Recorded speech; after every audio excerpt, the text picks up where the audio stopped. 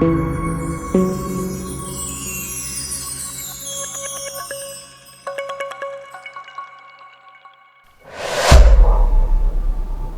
لله الذي لم يخلق الإنسان عبثا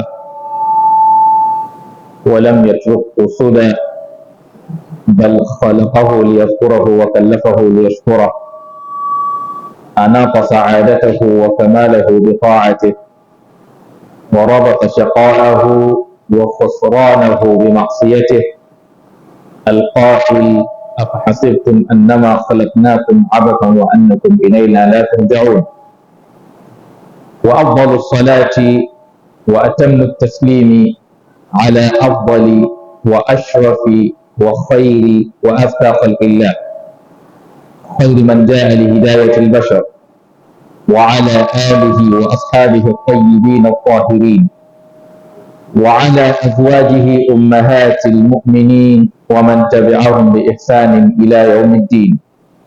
أما بعد, my brothers and sisters in deen, Allah Tabaraka wa Ta'ala says in one of the verses of the glorious Quran that in tattaqullaha yaj'al lakum furqana.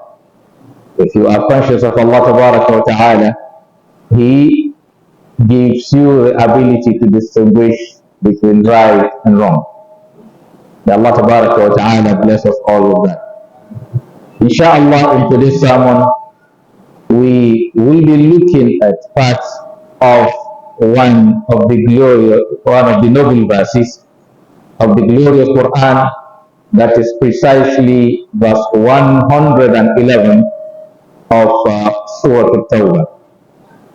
In that noble verse, Allah Tabaraka wa Ta'ala is saying, أعوذ بالله من الشيطان الرجيم إن الله اشترى من المؤمنين أنفسهم وأموالهم بأن لهم الجنة. Allah Tabaraka wa Ta'ala is saying in this noble verse of the Quran that Allah Tabaraka wa Ta'ala, that is certainly Allah, that is Inna Allah, certainly Allah Tabaraka wa Ta'ala, ishtara min al-mu'mineen, He has purchased from the believers. Amwalahum, ishtara min al-mu'mineen anfusahum, He bought from the believers their soul. Amwalahum, and their wealth, بأن لهم الجنة, that they will have a compensation or in place of their soul and their wealth, the Jannah.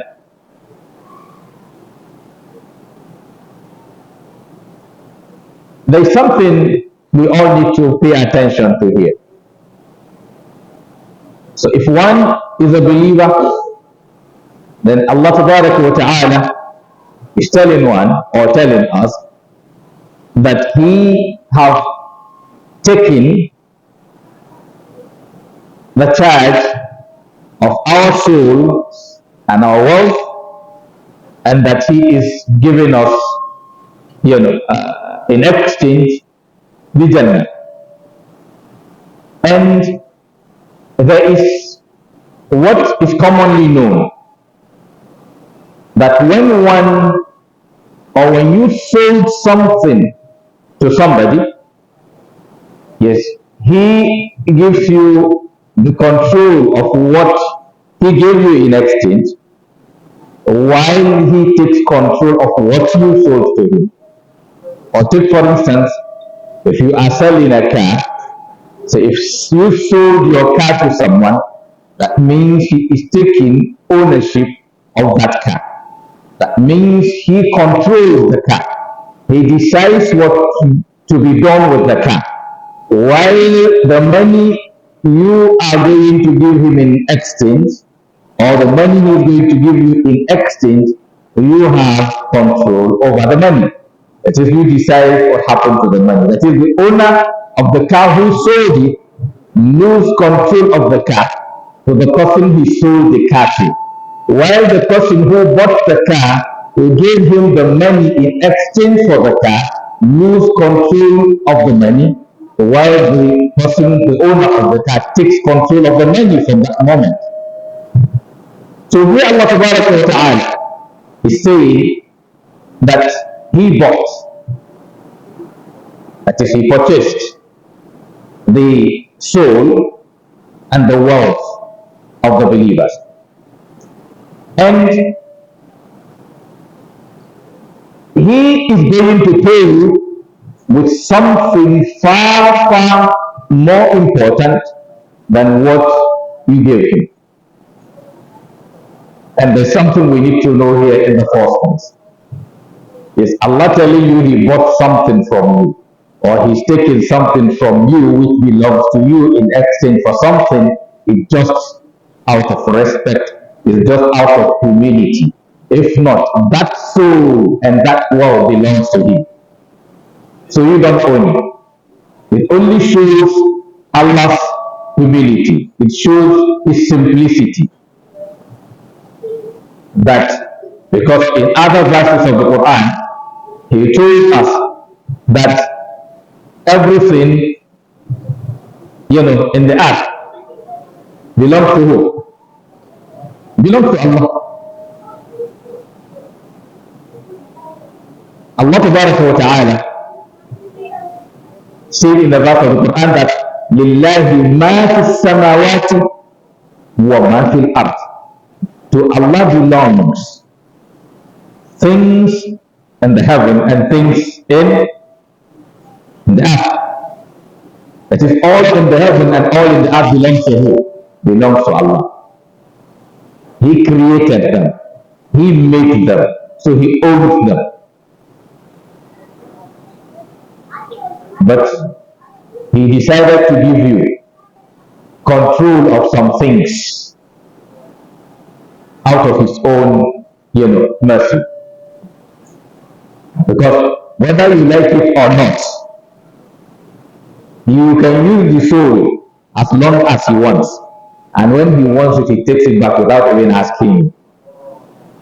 No consultation. So you don't have a single power. Oh, the wealth you said is your own. What did you bring? When you were born, you came with nothing. So whatever you are using, you met them. Because if you have money, maybe they printed the money, right? All the materials used in printing the money were available before.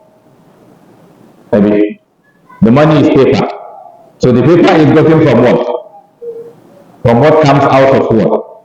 The soil. So you bring the soil? No. If it is tree, if it is whatever, those things were there. If it is money you hold, is just a paper. The paper is from the tree. So the ink used in writing the paper or whatever is still gotten from the earth. So nothing can. Or if you hold money, you say gold, is just gold from where? From the earth. So there are things there. So you are only taking out of them to use them. So he provided you everything. But as a way of encouragement, he told you he's what? Buying it. And at the same time, as he also said he bought it. And in most cases when you buy something you want to use it, you need that thing. But in the case of Allah, yes, what he told you he bought, he doesn't need that thing. So he's only telling you, allow me to design your life for you in a way that you will enjoy it. That's all. That's why when you sold your life to him, that means you have accepted for him to what? To manage your life for you the way he wants. Even in the area, and I want you to get something here. The ones he is telling you to allow him control is in the area he gave you the ability or the power to do what you like. Because in the one you don't have control, even you don't, there is no consultation, no discussion. Your life are of two parts. There is an aspect of your life that Allah did not give you the control at all. He decides it.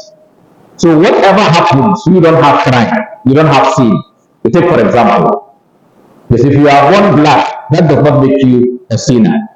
Because who made you black is Allah.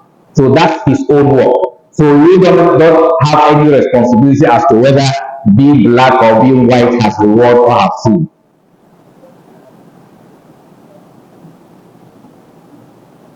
Or maybe if you are a Yoruba man, this one, Igbo man, Hausa man, that has nothing to do with whether you will enter Jannah. Why? Because the Igbo man, the Yoruba man is not your work. It's Allah who made us different tribes. He said, إِنَّا خَلَقْنَاكُم مِّن ذَكَرٍ وَأُنثَىٰ وَجَعَلْنَاكُمْ شُعُوبًا وَقَبَائِلَ لِتَعَارَفُوا إِنَّ أَكْرَمَكُمْ عِندَ اللَّهِ أَتْقَاكُمْ. So He made us into tribes and nations. So if you are a Yoruba man, you are Igbo man, you are Hausa man, you are all equal before Allah Tabaraka wa Ta'ala. But He said the most dignified amongst you in the sight of Allah is who? The one that is most God conscious. And consciousness of Allah has connection with what you do, has connection with your own life, has connection with what you learn and what you want to use, and so on. So that is an area you have what? Control.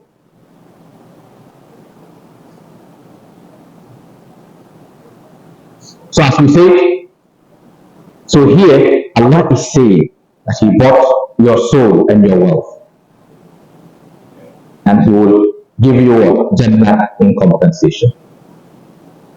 And like we said, you are not giving Him your life to use it for His own benefit. You are giving Him your life, you are submitting to Him, you are selling your life to Him, means you allow Him to what? To plan it for you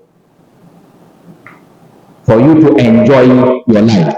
You give Him your life to plan it for you to enjoy it.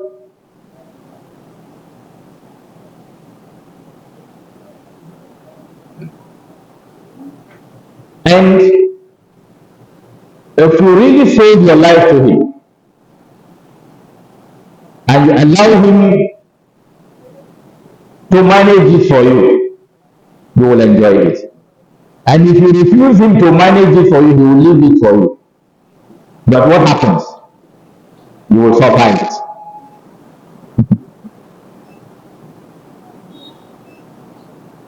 We can see the suffering in the world today. It's as a result of what? A refusal of most of us to allow our lives to be governed by who? By Allah.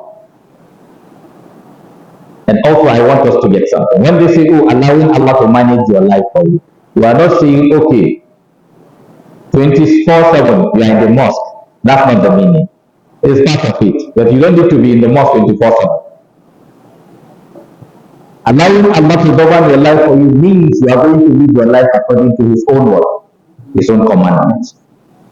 And when you look at Allah's commandments, He guides you as to how to relate with Him. He guides you as to how to relate with your neighbor. He guides you as to how to relate with your wife.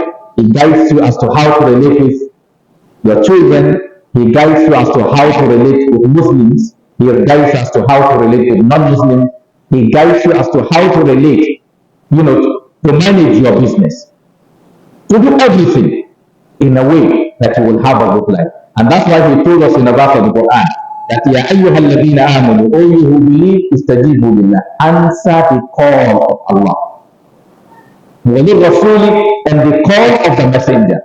Why? He said, إِذَا دَعَاكُمْ لِمَا يُحْيِيكُمْ, when they both invite you to what will give you life.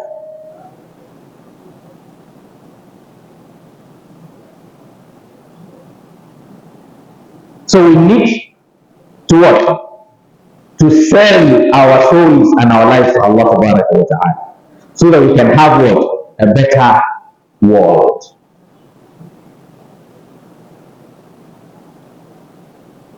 I do say to us from time to time, there is connection between your behavior and your iman. If the more believing you are, the more decent your character will be. That is, the more believing you are, the more decent your character will be. There is connection between your character and your belief. If your belief is 60%, your character will be 60% upright. That is, your character and your belief, that is as a Muslim, is directly proportional. If you are 80% God conscious, then you will be 80% upright in your character. You see, Allah Ta'ala, among we the believers, told us that the best in character amongst us is Muhammad sallallahu alaihi wasallam, and also the society accepted that he is what? The most successful person.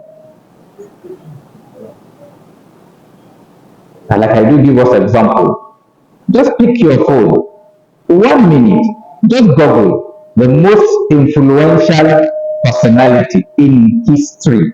Your phone will bring Muhammad for you. You see, it shows you Allah owns the world, so He knows what will happen. We have said this over 1,400 and something years back. That is, it is referred to Muhammad. Over 1,400 and something years back, it is said in the Quran. And yes, go and Google. Google will give you the same answer.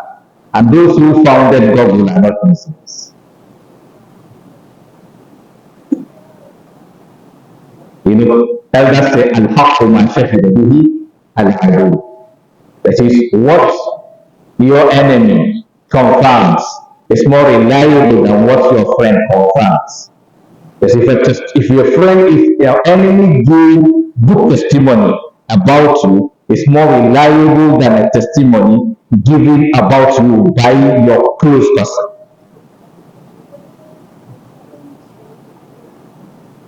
That is, a testimony given about you, good one as a Muslim, given by a non-Muslim about you, is more reliable than a testimony given about you, same testimony by a Muslim. Because the expectation usually from your enemy or from someone who is in opposition to you, the expectation is that he is going to say negative about what you do. Take for example, like in politics. In most cases, by the time they say this is an opposition party, so if the government does even what is right, the opposition party will try to look for a way of what? Condemning it. That's the expectation.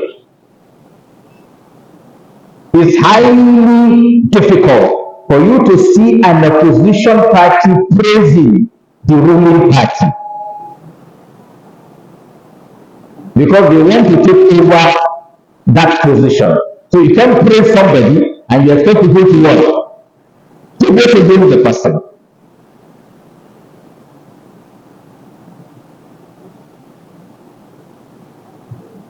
So we're going to do this indeed. So you check yourself. You know, Allah has said this, and He said He bought it. He bought your soul. So you will really know whether you sold your soul to Allah or you refuse to sell your own. You know, He is not buying it by force. I want us to get this. Allah is not buying your soul by force. He gave you liberty. He gave you the power to sell to Him or refuse to sell to Him. And that's why He told you in the verse of the Quran that La ikraha fi din. No compulsion in what? In religion. So meaning you don't force somebody to sell his soul to who? To Allah. Let him voluntarily sell his soul to Allah. So you, me and you now ask ourselves, are we among those who sold our souls to Allah? Or we are part of those who refuse to sell it to Him, or who only partially sold our soul to Him? And that is the only way we can change our societies. If you sell your soul to Allah, good will come out of you. If you sell your soul to Allah, you will be a good father, a good mother, a good wife, a good child, a good neighbor, a good husband, a good leader, a good politician, a good businessman. Because as a Muslim, everything you want to do, there is a way Allah asks you to do it. Everything you want to do. If you want to eat, there is a way they ask you to eat. You want to eat, if you say Bismillah, use your right hand, eat from your front. When you finish eating, you say what? Alhamdulillah. You want to eat food, you want to know whether the food is halal or what? Haram. That's the government. Or you want to apply for a job, you will ask yourself whether to work there is halal or what? Haram. You want to marry a lady, you will ask whether this lady is among those legalized for me or not. Or you are on the road, you will not put on the road something injurious to the people, because you as a believer, you are ordained to remove injurious things from the road. And I usually give a small example. As a believer, if you pick your car, you will not honk too much. You know, when they say too much, that means it's bad. I think they say too much of everything is what? Is bad. If anything you do too much is bad. If you pray too much is bad. Sounds like to some of us, right? If you pray too much, at the end of the day, you do too many natural and neglecting your mother. I think maybe if you look for God, look for money to take care of your mother. You say you don't have time. You do too much natural, and then your mom is not eating. Your mom is in the hospital, and you refuse to go to the market to look for money to take the hospital bill. So that one is obligatory. The nafila is nafila. So nafila cannot take over an obligatory act. If you refuse to go and look for money to feed your children because you say you are aware and fast, you are moving up and down doing that. But you married already, right? So when you marry, then you have the possibility of taking care of your wife. That is not an option anymore. You will option to marry or not, right?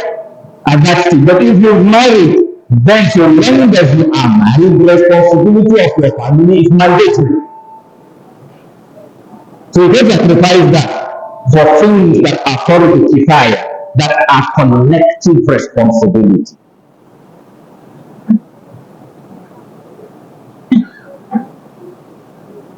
So may Allah Ta'ala, guide us all right, and put us among those who will sell their souls and their wealth to Allah Ta'ala. أقول ما تسمعون وأستغفر الله العظيم الجليل لي ولكم ورسالة في ذنب وخطيئة فاستغفروه إنه هو الغفور الرحيم.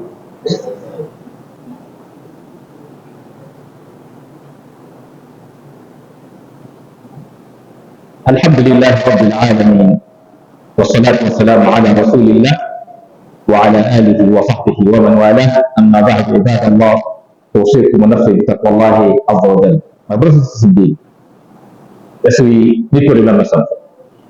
This life is, you have two options. It's either you sell your soul to Allah or you sell it to who? To Shaitan. That's the two options you have. Nobody has any other option beyond that. If your soul is not sold to Allah, it is sold to Shaitan. It's automatic. That is, if ever you are doing what Allah asks you to do, or you are doing what Shaitan asks you to do. And when you do what Allah asks you to do, you get what? Jannah. He said, Allah told you, you sold it to him, he gives you what? Apart from enjoying this worldly life, you will also have a better life in the hereafter.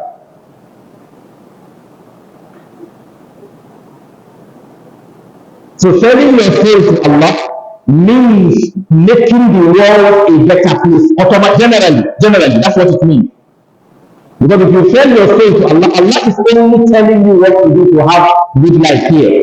First, I used to tell us from time to time, the Quran came to teach you how to live in this world so that you enjoy the world and you will have a reward for that you did in the hereafter. And that's why even in this way Allah is telling us that وَلَا تُفْسِدُوا فِي الْأَرْضِ. He said, do not commit mischief on the earth. He did not say the hereafter. He said, وَلَا تُفْسِدُوا فِي الْأَرْضِ. Do not damage the world. Let me put it in small language. Maybe for people like me, who use English, because Allah said, don't damage the world. Let you know come spoil the world. By the Islam, after the world have been made what? Good.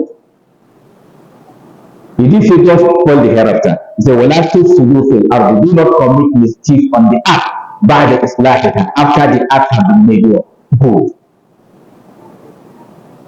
Because when you look at the Sahaba ruled by the Prophet and the rest of them, you will see that they build a society where the rich have mercy for the poor, where the rich are willing to share what they have with those who don't have. Because the Prophet built a community where people migrated from Mecca to Medina, came to Mecca, Medina empty-handed, and those in Medina were telling them, we are ready to share our wealth and our wives with you. That's the kind of society he built.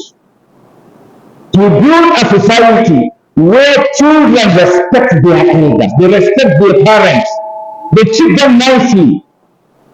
Children fear to offend their parents.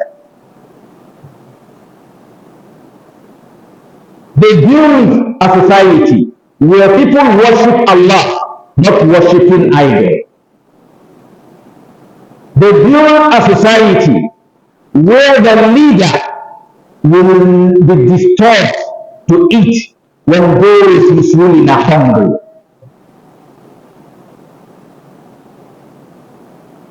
We have example of Sayyidina Umar when he do patrol in the night.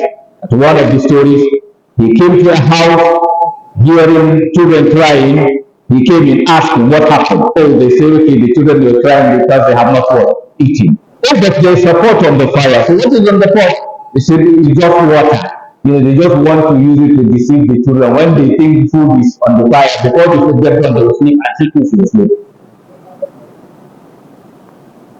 You see, he went back to Baitul Mal, brought food, and she thanked him. She asked him to leave. She did not know who was the Khalifa. And he said, he will not go until those children eat and they sleep before he can leave. She stayed there, she cooked, she fed the children, and he said tomorrow she should go and see the Khalifa. Then she said to him, he would have been the best person to be picked as well, the Khalifa. And he is the Khalifa. So when she went to the Khalifa, and then she met the same person.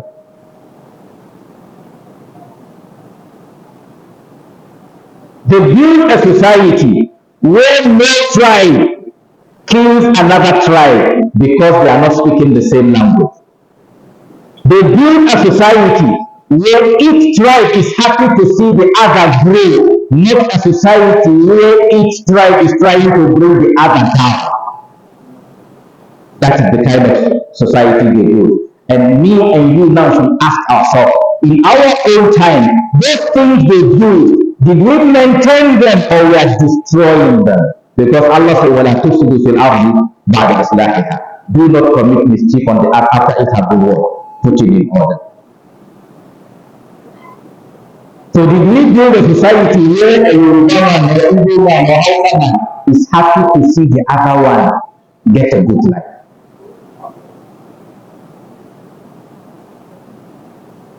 Did we build a society where you have a president from one section and those from the other sections are struggling to make sure he succeeds? Me and you should ask ourselves, either in business, if you are doing the same business with somebody, are we the type of people who want to see your brother that you are doing the same business succeed in the business, or the one who thinks he wants the brother to go down before he goes up?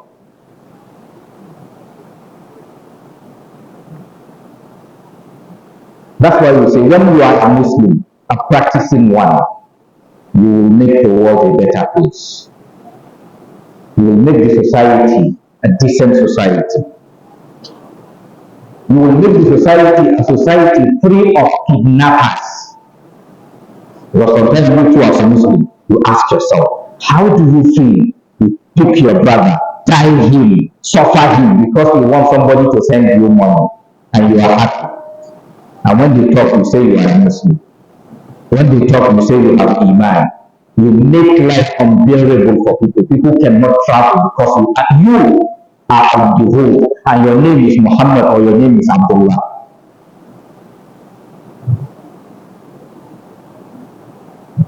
And you eat the money and you are happy and you think you are enjoying, where's the enjoyment? If you pick somebody else, somebody else will pick you one day, or pick your own child, or pick your own mother, or pick your own father, or pick someone related to you, then you will come to understand the consequence of that. May Allah Tabaraka wa Ta'ala guide us on right. May Allah Tabaraka wa Ta'ala make us all among those who will sell their souls to Allah, not those who will sell their souls to Shaitan. Those, their presence will make a place good, will make a place peaceful, will make a place loving, not those whom their presence makes the environment unbearable for the people. ربنا آتنا في الدنيا حسنة وفي الآخرة حسنة وقنا عذاب النار. اللهم لا تجعلنا في مقامنا هذا ذنبا إلا غفرته ولا هما إلا فرجته ولا كربا إلا نقصته ولا دينا إلا قضيته ولا عسيرا إلا يسرته ولا عدوا إلا خذلته ولا مبتلا إلا عافيته ولا ميتا إلا رحمته ولا حاجة من هوائج الدنيا والآخرة هي لك رضا ولنا فيها صلاح إلا أنتنا على قضاء السلام رحمة الرحيم. ربنا إننا آمنا فاكتبنا مع الشاهدين. عباد الله إن الله يأمر بالعدل والإحسان وإيتاء ذي القربى وينهى عن الفحشاء والمنكر والبغي يعظكم لعلكم تذكرون. اذكروا الله العظيم الجليل يذكركم واشكروه على آلائه ونعمه يزدكم ولذكر الله أكبر والله يعلم ما تصنعون. الله